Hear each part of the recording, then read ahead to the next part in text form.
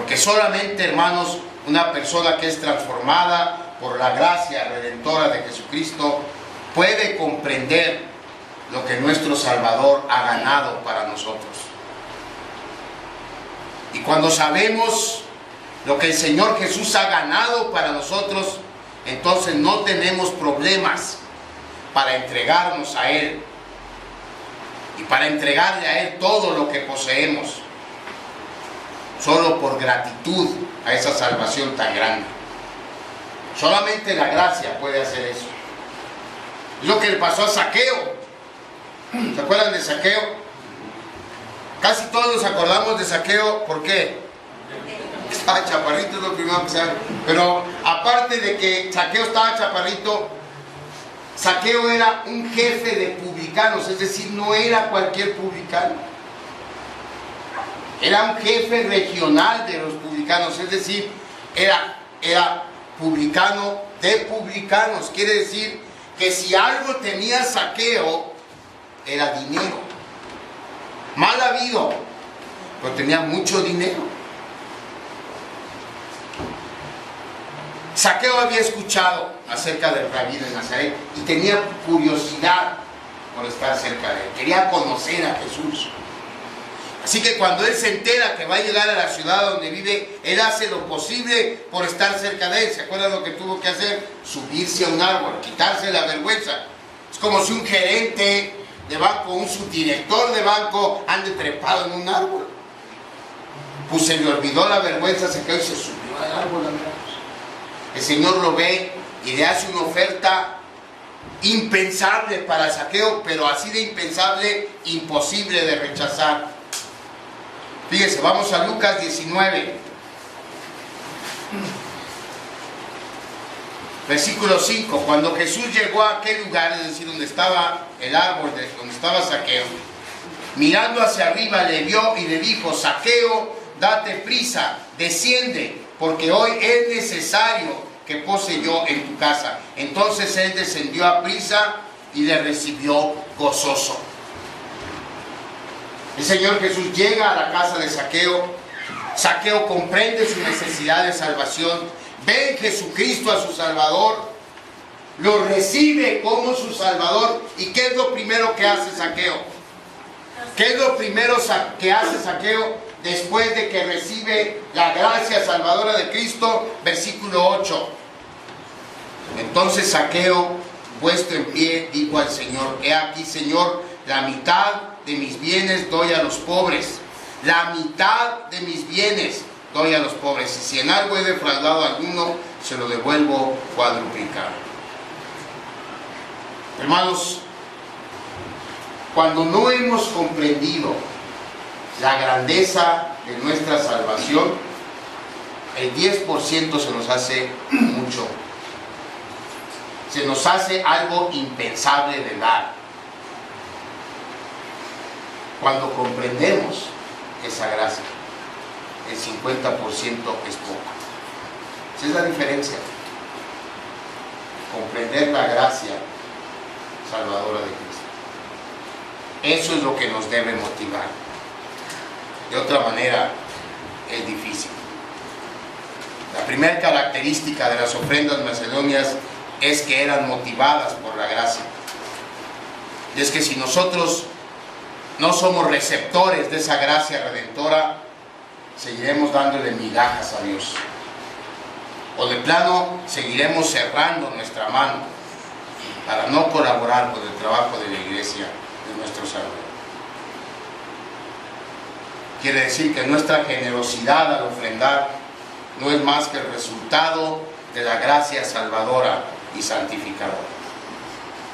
En segundo lugar, para los macedonios el ofrendar no solo estaba motivado por la gracia de Dios, sino que también trascendía a sus circunstancias difíciles. Los macedonios no vivían una vida fácil. Mire qué dice el versículo 2.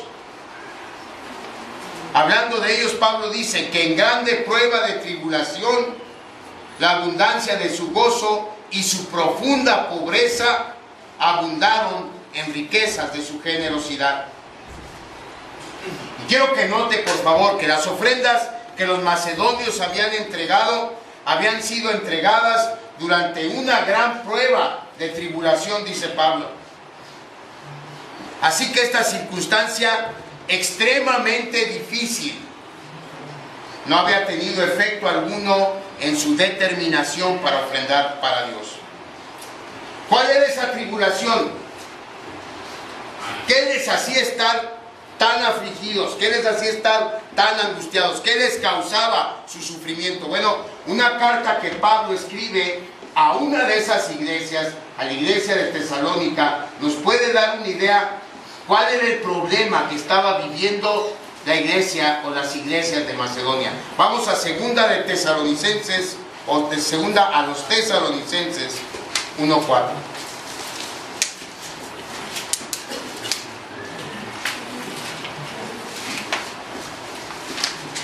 Dice Pablo ahí: tanto que nosotros mismos nos gloriamos de vosotros en las iglesias de Dios. Está hablando a la iglesia de Tesalónica. Por vuestra paciencia, es decir, la razón por la que Pablo se gloriaba, es decir, la razón por la que Pablo presumía en otras iglesias a la iglesia de Tesalónica era esta: su paciencia y su fe en todas vuestras persecuciones y tribulaciones de soportar. Esa era la parte del problema de los macedonios. Había persecución. Ellos no se podían juntar libremente como nosotros a alabar a Dios. Los judíos los perseguían, los gentiles los perseguían. Muchos hermanos macedonios perdían la vida a causa de su fe. Tenían que andar a salto de mata, reuniéndose a escondidas. Y aún así, en medio de ese problema, tenían en su corazón la gratitud suficiente para ofrendar para el Señor. Y no solamente eran las persecuciones, la economía de la región de Macedonia, hermanos, era tan mala. Si pensamos que México está en crisis, olvídense, estamos en la gloria. Estaba tan mala que hubo un momento, según los historiadores, en que el Imperio Romano tuvo que dejar de cobrarles impuestos. De plano dejó, porque si no, no iban a sobrevivir. No tenían ni para comer, de manera que el Imperio Romano dijo: bueno, está bien, por un tiempo no les vamos a cobrar impuestos para que su economía se reactive.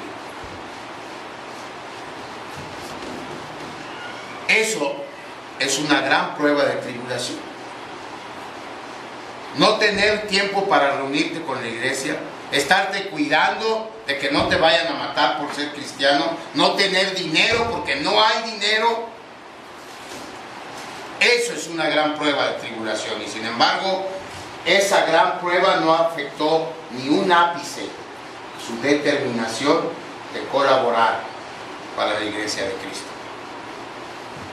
No había en ninguno de ellos la expresión de: ah, pobre de mí, si no me alcanza, ¿cómo quieren que ofrende? ¿Cómo voy a ofrendar si no me alcanza? Ninguno de ellos pensaba así.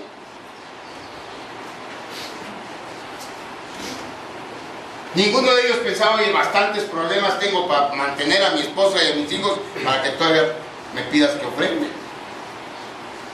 Ninguno de ellos pensaba así.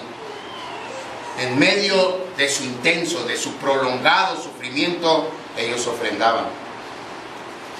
Porque ellos eran cristianos devotos, cristianos fieles. Y eso es lo que un cristiano fiel y devoto hace. ¿Por qué? Porque la gracia lo hace actuar en gratitud con obediencia. Esas son las dos palabras claves, hermanos, para ofrendar. Si no sentimos gratitud por lo que Dios ha hecho en nuestras vidas, no vamos a ofrendar. Y si no sentimos gratitud, no vamos a obedecer. Y si ni tenemos gratitud y no tenemos obediencia, pues no vamos a ofrendar. En tercer lugar, otro elemento clave en su ofrenda: ellos ofrendaban con gozo. Con gozo.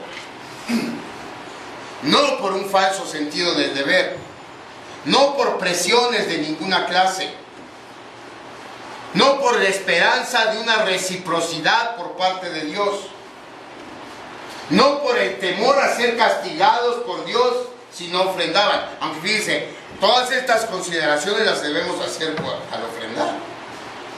Tenemos que considerar que si ofrendamos, la promesa es que Dios nos va a bendecir. No le estoy diciendo que usted le dé $1, va a tener un 20 de regreso, o que si usted ofrenda fielmente va a tener un carro último modelo. No es eso lo que dice la Biblia, pero va a haber bendición en su vida.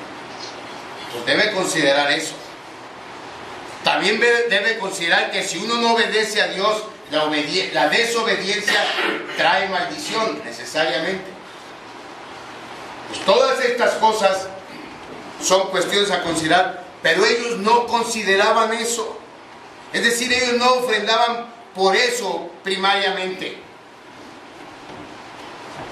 El versículo 2 dice que ellos ofrendaban no con gozo, con abundancia de gozo.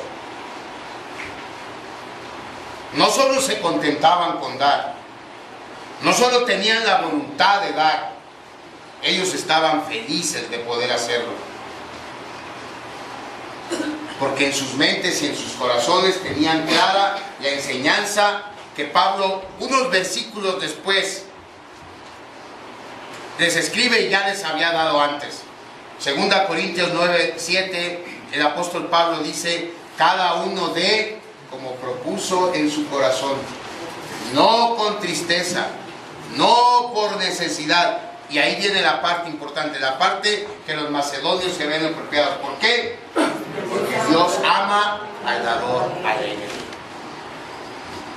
Su devoción al Señor les hacía estar felices, felices de una manera abundante de poder demostrar mediante sus ofrendas esa devoción al Señor, a Jesús, a su reino, a su iglesia, a sus hermanos. Y fíjese, ellos aportaban para los hermanos de Jerusalén y eran hermanos a los que nunca habían visto, ni los conocían siquiera, pero sabían que su aportación iba a colaborar con el reino y eso era suficiente.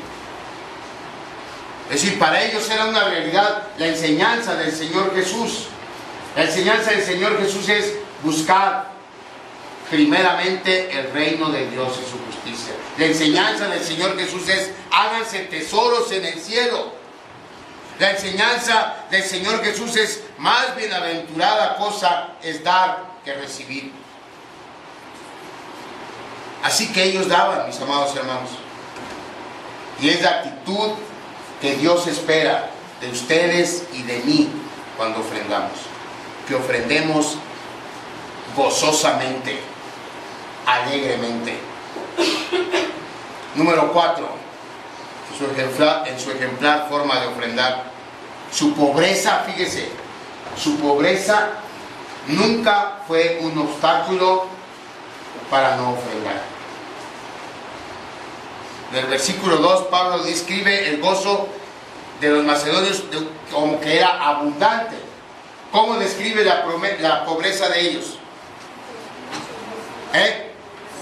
Profunda pobreza. Tan abundante como era de su gozo, así de profunda era su promesa. Aquí la palabra en griego que el apóstol Pablo utiliza